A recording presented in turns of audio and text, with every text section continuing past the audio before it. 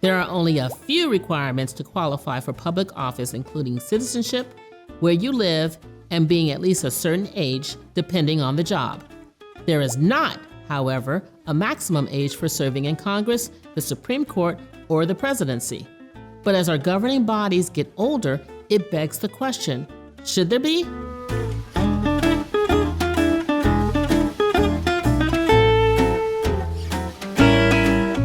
The United States government is a marketplace of ideas, and the American people vote for those ideas in the form of their representatives, senators, and the president.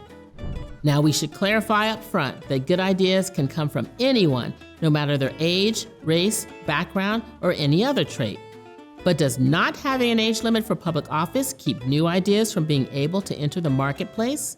If the maximum age for U.S. senators was set to 80, roughly 5% of current senators would be ineligible to serve.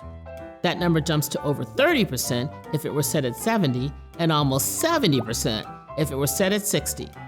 Despite being allowed to begin serving in the House at 25 and the Senate at 30, the average age of a representative is around 58, and the average age for a senator is around 65.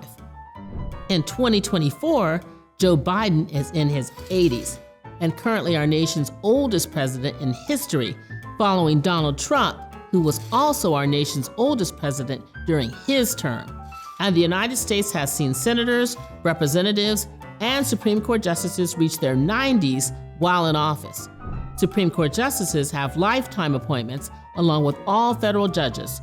When you consider that the American people do not get to vote on these judges directly, but instead vote for the people that nominate and confirm them, should they be able to remain in office indefinitely? After all, their decisions could have impacts for generations well beyond the span of their lives. According to Pew Research, there is bipartisan support among Americans behind setting maximum ages for elected officials and Supreme Court justices. Still, it would be no easy feat to actually set these age limits. It would likely take a constitutional amendment to set maximum age limits for public office, an effort that could take years to accomplish and would likely require the votes of sitting members of Congress who may not be eager to set limits on how long they can serve. And let's say a new amendment had the support of Congress. Now you get into some really tricky decisions. How old is too old?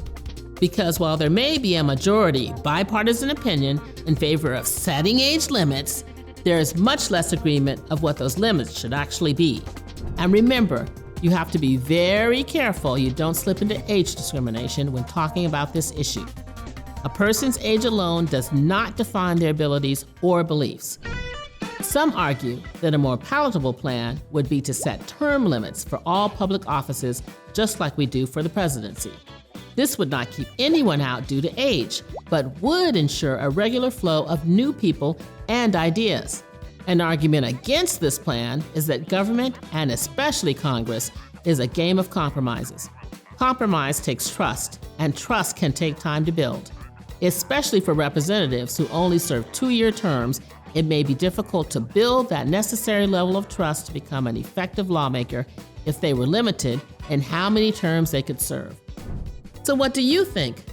Should we set age or term limits for those who hold public office? Right now, if you're unhappy with your current representation in government, your best bet is to work on getting someone new in their seat. Or, if you're old enough, run for the office yourself.